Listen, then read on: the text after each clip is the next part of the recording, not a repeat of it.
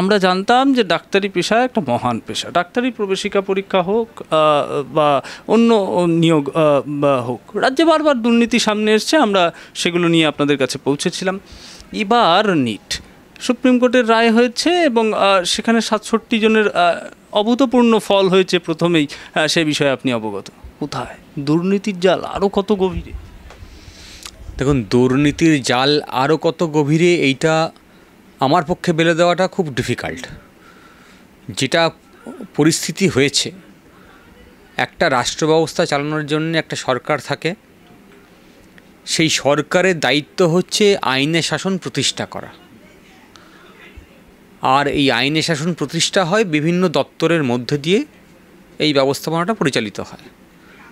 যখন যারা এই পরিচালনার দায়িত্বে আছে তারা যখন দুর্নীতির সঙ্গে নিজেদেরকে যুক্ত করে ফেলে, যাদের দায়িত্ব ছিল আইনের শাসন প্রতিষ্ঠা করা, তারা যখন দুর্নীতির সঙ্গে নিজেদেরকে যুক্ত করে ফেলে, তখন যে পরিস্থিতি হয় সেই পরিস্থিতির সম্মুখীন আমরা।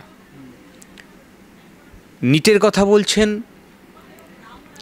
এই নিটটা যাতে স্বতন্ত্রভাবে ইন্ডিপেন্ডেন্টলি চলতে পারে, যাতে স্বচ্ছতার সঙ্গে এইসব পরীক্ষাগুলো নেওয়া যায়, তার জন্য একটা সংস্থা তৈরি করা হয়েছে। তাদের দায় ছিল স্বচ্ছভাবে সেই এক্সামিনেশনটাকে কন্ডাক্ট করা এবং তার ফল প্রকাশ করা। যেটা দেখতে পাচ্ছি এবার এসছে, মানে এইবার 2024 সালে নতুন হয়েছে এরকম ঘটনা নয়। আপনি দেখবেন 2021 সালে, 2023 সালে বিভিন্ন হাইকোর্টে এই নিটের ফল নিয়ে মামলা হয়েছে, এবং খুব স্বাভাবিক কারণেই, সঙ্গত কারণে এই হাইকোর্ট এই ধরনের মামলা বেশিরভাগ ক্ষেত্রেই এন্টারটেন করেনি। সেক্ষেত্রে একই অভিযোগ ছিল যে স্বচ্ছতার সঙ্গে এই পরীক্ষা হয়নি। আদালত, যারা নিরপেক্ষ সংস্থা, যাদের দায়িত্ব ছিল এই ধরনের পরীক্ষা কন্ডাক্ট করার, তাদের উপর বিশ্বাস রেখেছে, এবং এটাই স্বাভাবিক ঘটনা। আদালতকে তাই করতে হয় যে রাষ্ট্র ব্যবস্থা আইন মোতাবেক কাজ করবে। অনেকের অনেক রকম গ্রিভান্স থাকতে পারে, সব সময় সব গ্রিভান্সকে এন্টারটেন করা যায় না, কারণ তার মধ্যে সারবত্তা থাকে না।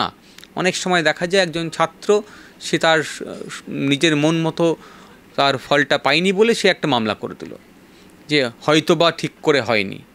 ফলে আদালতকে একটা ব্যালেন্স করতে হয়, এবং সেই কারণেই এতদিন ধরে এগুলো এন্টারটেন হয়নি। কিন্তু এইবারের ঘটনা সব কিছু ছাপিয়ে গেছে, যেখানে যে সংস্থা এই পরীক্ষা কন্ডাক্ট করছে তাকেই স্বীকার করতে হয়েছে যে ভুল হয়েছে। এবং আজকেও যদি দেখেন, আজকেও বলছে যে আমাদের এই গ্রেস মার্কস দেওয়া ভুল হয়েছে, এই নাম্বারটা আমরা উইথড্র করছি, আমরা সার্টিফিকেট ক্যান্সেল করছি। আর দেখুন কতগুলো ঘটনা, যে ফল প্রকাশ করার যে তাড়াহুড়ো, নির্ধারিত যে সময়ে ফল প্রকাশ করার কথা ছিল তার থেকে 10 দিন আগে ফল প্রকাশ হয়ে যাচ্ছে, এবং ভোটের রেজাল্টের সময় যখন সবাই ব্যস্ত। ফলে এই সমস্ত বিষয়গুলো থেকে বোঝা যায় যে একটা দুর্নীতি ধামাচাপা দেওয়ার চেষ্টা করেছে। এটা আরও বেশি দুর্ভাগ্যজনক এবং এটা আরও বেশি ভয়ানক, কারণ যারা আগামী দিনে এই পরীক্ষা থেকে আগামী দিনের এই সমাজ ব্যবস্থায় চিকিৎসার কাজে আসবে, তারা যদি প্রথমেই দুর্নীতির সঙ্গে, মানে একটা ইনকম্পিটেন্ট লোককে আপনি ওই জায়গায় বসিয়ে দেবেন। আমরা পশ্চিমবঙ্গে আমরা বলেছি, আমরা একটা মামলা করছি এখনও, যেখানে পাবলিক সার্ভিস কমিশন আমরা উল্লেখ করেছি যে একজন, সে সাদা খাতা জমা দিয়েছে, সে এখন WBCS অফিসার। আমরা RTI করে জানতে পেরেছি সে প্রিলিমিনারি এক্সামিনেশনে পাস করতে পারেনি। তাকে একটা আলাদা করিজেন্ডাম বার করে একজন লোককে প্রিলিতে পাস করানো হচ্ছে।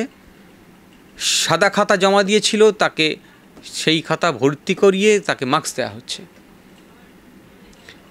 অভিযোগ ওঠায় PSC নিজেকে একটা কমিটি তৈরি করতে হলো। ওয়েস্ট বেঙ্গলের কথা বলছি।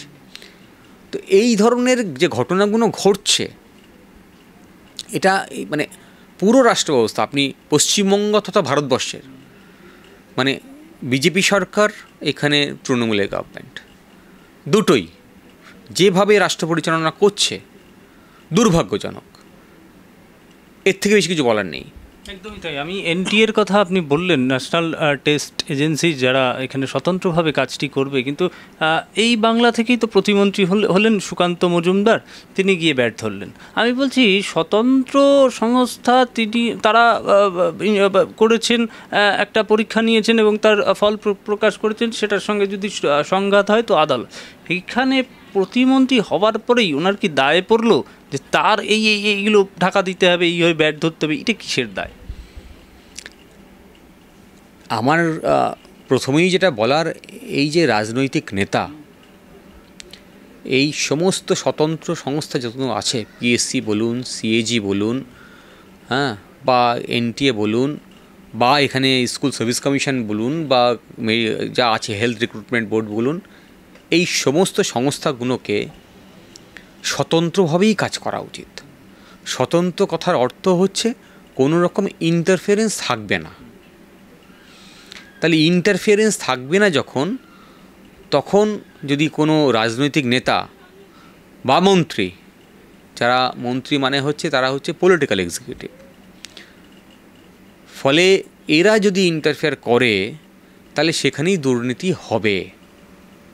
তাদের এই ইন্টারফারেন্সটাকেই আমি দুর্নীতি বলবো। তাহলে আর ওই সংস্থাটি স্বতন্ত্র থাকলো না। ফলে সে সুকান্ত মজুমদার হতে পারে বা অন্য যে কেউ হতে পারে, যেই এই সব বিষয়ে নাক গলাবে তখনই বুঝতে হবে যেটা সংস্থারই স্বতন্ত্র নেই। আমাদের যে অ্যাসেম্বলি ডিবেটস আছে, সংবিধান তৈরির সময় যে ডিবেটস তৈরি হয়েছিল,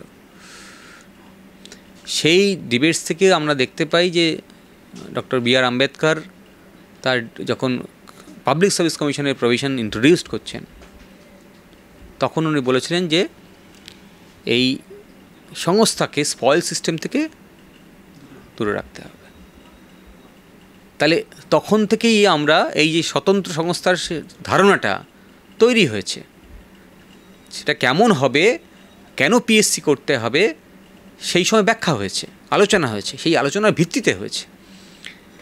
এবং তার জন্য দেখবেন যে এই ইন্ডিপেন্ডেন্স রাখার জন্যে এদের বিভিন্ন ধরনের প্রোটেকশনও দেওয়া হয়, যে পাবলিক সার্ভিস কমিশনে কারা আসতে পারবে, তাদের চাকরির সার্ভিস কন্ডিশন কী হবে। যেমন একজন জাজকে প্রশ্ন করা যায় না, জাজমেন্ট নিয়ে ক্রিটিসাইজ করতে পারি আমরা, জাজমেন্ট নিয়ে অনেক ক্রিটিসিজম হতে পারে, কিন্তু যখন জাজকে সমালোচনা করছি তখন সেটা কন্টেম্প্ট হচ্ছে। জাজকে যদি সরাতে হয়, তার যদি অভিযোগ থাকে, তখন ইমপিচমেন্ট করতে হচ্ছে। মানে এই যে পদ্ধতিগুলো, এই যে ইমিউনিটিগুলো দেওয়া থাকে, এইগুলো এই স্বতন্ত্র সংস্থাগুলো যাতে স্বতন্ত্রভাবে কাজ করতে পারে তার জন্য। কিন্তু আজকের দিনে রাজনৈতিক নেতারা অসৎ উদ্দেশ্যে এগুলোতে ইন্টারফেয়ার করছে, এবং বিভিন্ন ক্ষেত্রে আমরা দেখেছি পয়সার বিনিময়ে এই সমস্ত রেজাল্ট ম্যানিপুলেট করা হচ্ছে। তাতে আলটিমেটলি সমাজ ব্যবস্থা ভেঙে পড়বে। তাহলে যাদের ঘাড়ে এই সমাজ ব্যবস্থা রক্ষার দায় ছিল,